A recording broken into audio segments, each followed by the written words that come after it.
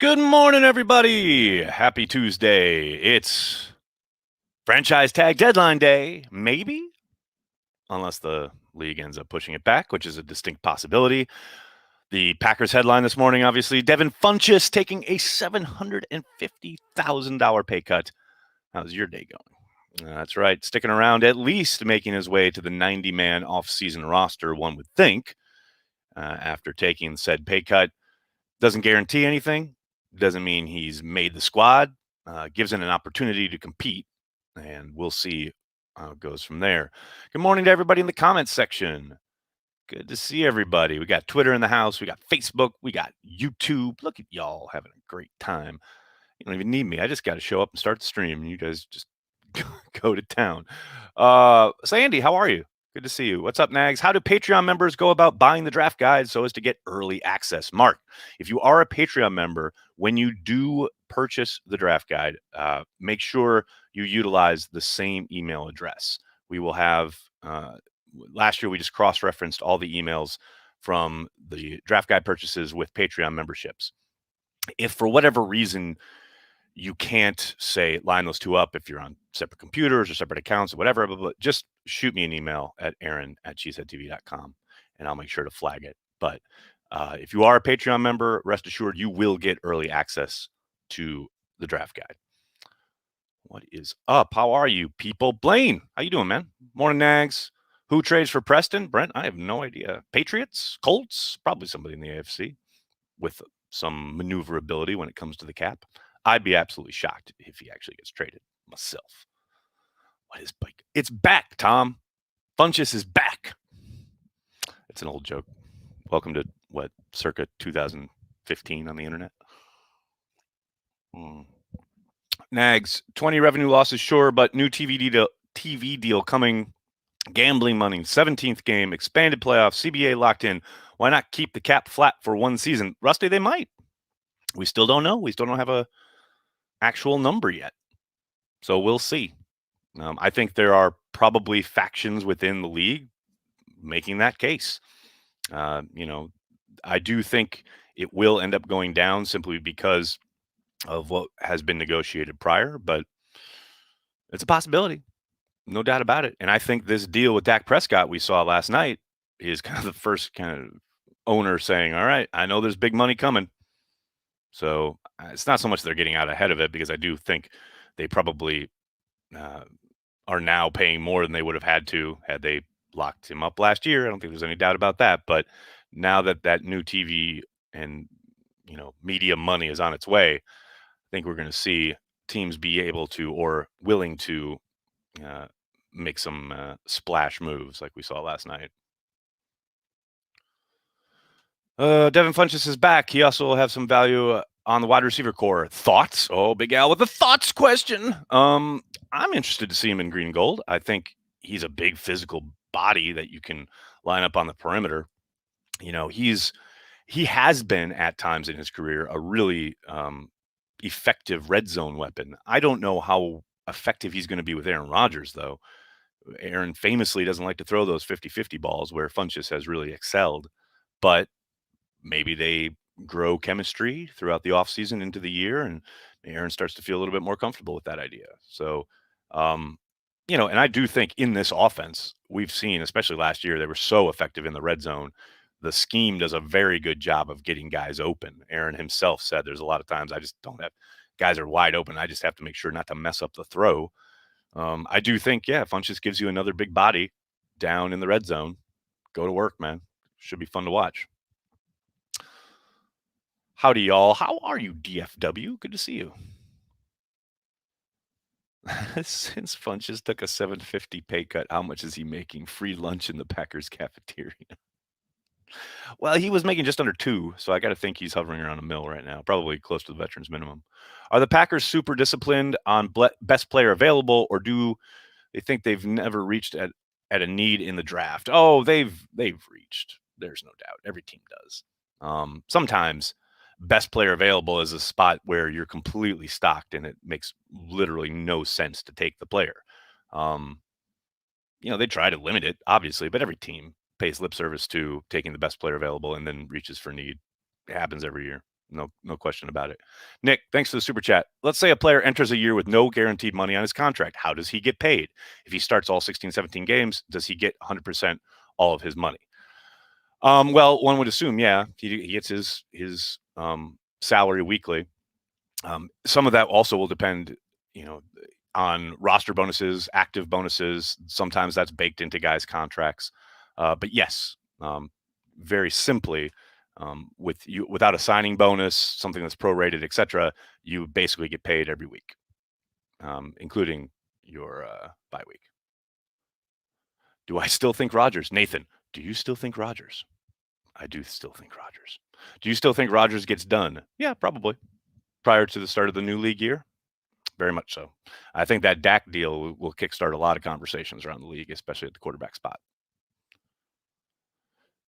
Worst playoff losses: 10s Packers or 80s Browns? Bryson, why you got to bring the pain this morning, man? That ain't nice. That ain't cool. We're just sitting here having a chat. We're talking Packers. Why you got to bring out the pain, man? Come on. I'm going to say probably 10 Packers, though, because you've got Aaron Rodgers.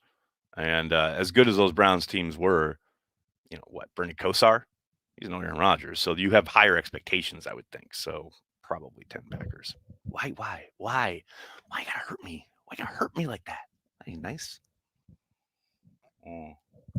Anything on Big Bob? Not yet, John. I think it's a pretty perfunctory move, though. I would be absolutely shocked if they do anything other than put the second round tender on him and get him back. Walter, thanks for the super chat.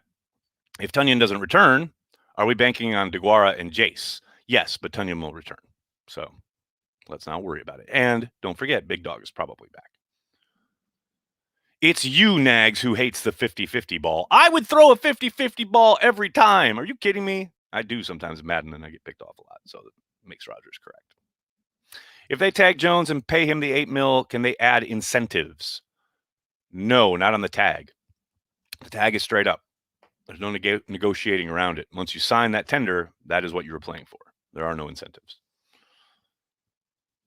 Love the idea of Amari Rodgers in the draft. His name has really picked up this last week or so. I think I saw that interview where he said he'd love to play with Aaron Rodgers. Yeah, I mean, giddy up. I'd love it. I'd love that combination. If Josh Jackson needs a change of scenery, what change of scenery guy should we get in exchange? As a wonderful question. Haven't really looked into it. I'd have to think about it. Tom Brady. No, I'm kidding. I don't know. Ask me again next week when I've had some time to ponder on it and look around the league. I love when the Green Bay Packers players make plays and the Packers are good. Don't care about who makes the play. Just love being a Packer fan. That's one of the dopest comments I've ever read. I couldn't agree more. 1,000%. Make the play. I'm going to cheer. I'm going to drink some beer. I'm going to dance my dance. I'm going to dance some Todd Rundgren. There you see, that's a good outlook on life right there. I like it. Franchise tag Tyler Lancaster. All right, Joey. Now people are gone. This week going to be bonkers, Norman. It's shaping up. There's a good possibility. We'll see. Who knows, man? We could get word today that they push back the franchise tag. Maybe they push back the start of the new league year, or franchise tag deadline stays. We see a flurry of activity at the end of the day, and they say game on to the start of the league year, and we start seeing all sorts of moves. And they don't give us a cap number until like Thursday. It's going to be nuts. Duke, yes. I know it's early in the process, but what's your ideal pick at 29? I don't have a specific player, but I will say I suspect it will be an offensive tackle or a defensive lineman, dependent on who falls. Maybe a wide receiver. But those are my two kind of spots. Those are the two positions I would look at. Pride and glory is the Green Bay Packers story. Look at TKM at his post. I like it. What does your dance look like, Nags? Oh, Nicholas, I have many dances. So many dances. Todd Rundgren with a question mark. TKM, banging the drum all day. The song that they play when they score touchdowns at Lambeau. Come on, man. I'd play it here, but, I'd get the video taken down, and I don't want that. The song that we play for the intro of Blogosphere is based on Bang the Drum All Day by Todd Rundgren. True story. Stephon Gilmore takes are just clickbait. Nathan, sadly, probably true. I'd be absolutely shocked if the Packers made that move. Pretty out of character for Gutekunst. Doesn't mean it can't or won't happen, but it would be surprising. Happy Tuesday, Pogs. What's up, man? How are you doing? Nights with Nagler. Nights with Nagler's on its way. Next, do you think the Packers should draft another cornerback or sign a veteran free agent like Xavier Rhodes? I would think they need to draft one, if not two, corners at this point. Oh, Jacob, no, Jacob, no. Trade Devontae for Gilmore? No, no, no, no, no, no. Gary gonna be scary. You darn right. Jacob, you crazy. Yeah, Tonks, you tell him. Gilmore would be out of character, but they would have the best secondary in the league. Well, they'd be up there, no doubt about it. Gilmore across from Jair, that's cooking with gas, people. Oh, David, thanks for the super chat. Do you think that the team has seen enough of Jordan Love to tell if he can succeed Aaron Rodgers at some point, or do they need a full offseason and preseason? They haven't come close to seeing enough of Jordan Love to know anything about him. Yeah, he's barely played. Don't forget, he was the number 3 guy on the roster last year, which means during practice, he's barely getting snaps. No, they need not only the full offseason, but all of preseason, which is why I asked Brian what I did when we got to talk to him a couple weeks ago. They need to see him on a football field playing in a game, multiple games. And that's just going to start to scratch the surface of finding out what they have. No, they are nowhere near knowing what they have in Jordan Love. Not even close. If Aaron Jones doesn't get the tag, he's pretty much gone. Yes, Nick. If he doesn't get tagged today, presuming that the deadline sticks today, if Jones doesn't get tagged today, you can wave goodbye. How viable is Josh Neiman as a starting right tackle? Mike, I have no idea. We have barely seen him on a football field. We've barely seen him play. They've kept him around, so they clearly like the guy. I would love to see more of him. I saw a little bit last summer, but man, I have no idea. Maybe. But, the fact that he has been so sparely utilized up to this point would tell you that he's probably pretty raw. But who knows? Maybe he's been developing. They're ready to throw him into the mix and let him compete. We'll find out. Since the salary cap is probably being lowered this season, are there more teams over the cap than teams under the cap? I believe that is true, Richard. Yes. If more teams are over the cap, then I would expect to see many teams use their franchise tag. Yeah, that's one theory, especially since the tag numbers will be decreased along with the cap. It's all about maintaining control of those players for teams that, like you say, are cash strapped and or have problematic issues with their cap. I do think teams are going to be utilizing the tag a lot more maybe than in years past. We've already seen a flurry of activity this morning. The Giants reportedly are using it on Williams. Maybe that means Dalvin Tomlinson makes it to the market, or maybe that means they use the tag on Williams and get Tomlinson under a long-term deal, which I would hate. But I do think, you're going to see a number of teams, again, provided that the deadline sticks around today, that we'll see a lot of news throughout the day, tags being thrown down. Aaron Rodgers' philanthropy is pretty awesome. Duke, you are 1 billion%. I'm sure you all follow Aaron on Instagram. If you're not, it's pretty amazing watching how much he is doing back in his hometown area as far as the grants that he's giving out to local businesses, helping them not only stay afloat, but to, thrive going forward out of this pandemic, which is still a very serious issue, obviously. And he is making sure that a lot of the places that, around his hometown of Chico and the surrounding areas are at least being given a fighting chance. And it's phenomenal. You can just scroll through his feed and watch video after video of local business people being surprised. Although I think most of them probably understand. Yeah, there's a good chance Aaron Rodgers is about to pop on. But it's great. It's just great.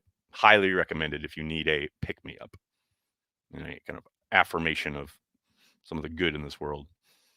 Tim Boyle is going to be the Bears starter next year. Ben, don't speak that into existence. We don't need that. It's going to be weird. I don't know how they're going to handle that. The whole Boyle Love thing is going to be interesting because you got to get Love snaps and you got to play him and you probably got to make him the 2. So do they bring Boyle back to be the 3? Can they afford to keep a third quarterback? I don't know. It's going to be interesting. Do you think there's any chance Jamal Williams returns? A very small chance. Not a great chance. Packers Trivia again, always a fun segment. John, yes, Packers Trivia will be back. We'll be returning in a couple weeks. I don't think it's going to be anytime soon, but we will be doing it this offseason again. No question about it. Man, I wish Jason Spriggs panned out. What a random comment. Yeah, it would have been nice. They traded up to get the guy. Would have been great if he could play.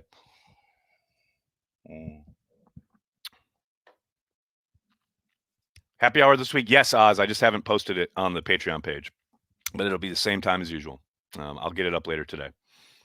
Smash that like button, folks. Support. Thank you, number one Packer fan. That's very nice of you. Resign Al Harris. Okay, now we're off. Nags, do you enjoy the draft? Not as much as I used to, Brandy. I do enjoy it. I do love seeing, obviously, who the Packers acquire, and I do love following along live. I do think kind of the oversaturation of draft coverage has dulled my enjoyment of it a little bit. That's why I kind of keep most of it at arm's length now in a way I didn't used to. I used to consume everything, read every mock draft, etc. But now it's like, man, Christmas is going to come and we'll find out. And no mock draft is ever right. And lots of 80% of what you read online is just absolute garbage. I know there are a few people I trust, and even they, don't come close to batting 1,000 when it comes to evaluating players, what have you. And then after the guys get selected and you know what teams they're on, you have to wait years to know, was that the right choice? Did the Packers make the right moves, etc.?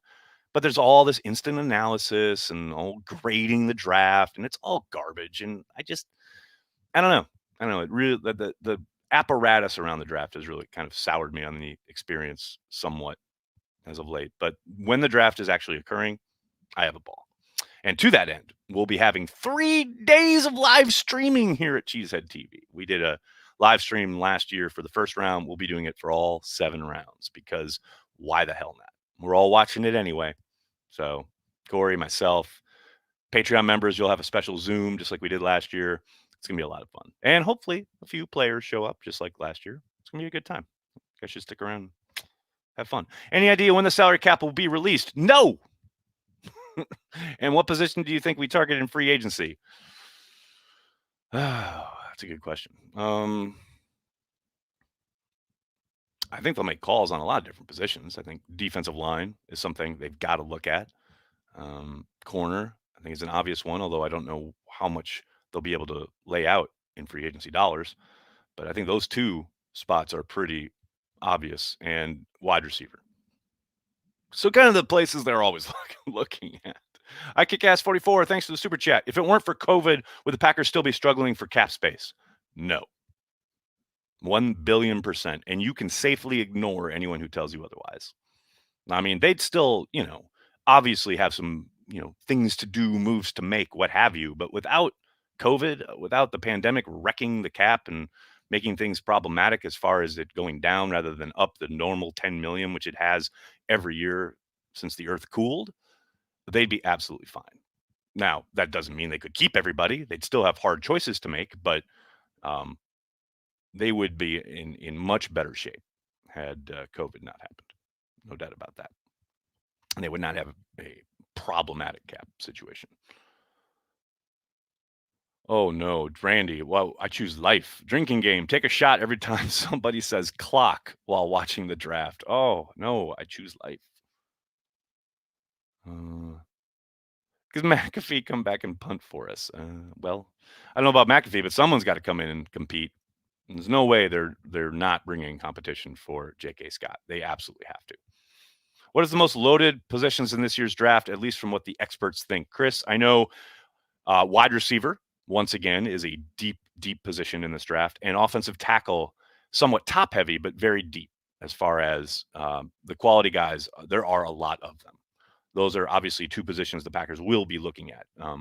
Another position the Packers need to look at, which isn't very deep, is defensive line / defensive tackle. But wide receiver and offensive tackle are two of the deepest spots in this year's draft. And that's according to pretty much everyone I've talked to who actually does this for a living, both in the media and on the team side. Who the 14th just get here so we know what the fuck is going on. Paul, that's some good stuff right there. All right, everybody. I'm going to have to get going. I can't thank you enough for hanging out, talking Packers each and every day here on Packers Daily. Please do me a huge favor and hit like on this video. Subscribe to the channel. And if you really want to support what Cheesehead TV does, please head over to Patreon and consider giving us $5 a month on our Patreon page, patreon.com/cheeseheadtv. It goes to support everything we do. But if you can't, I totally understand. Please do. Just hit like, hit subscribe, tell your friends, tell your family. Cheesehead TV. We are devoted to Green Bay Packers fans worldwide. Thanks a lot, everybody. Have a great day. And who knows, if there's news later today, either the cap or Aaron Jones, the tag, what have you, we'll probably get some extra cheese in. So be on the lookout. Thanks a lot, everybody. Have a great day. Go Pack Go.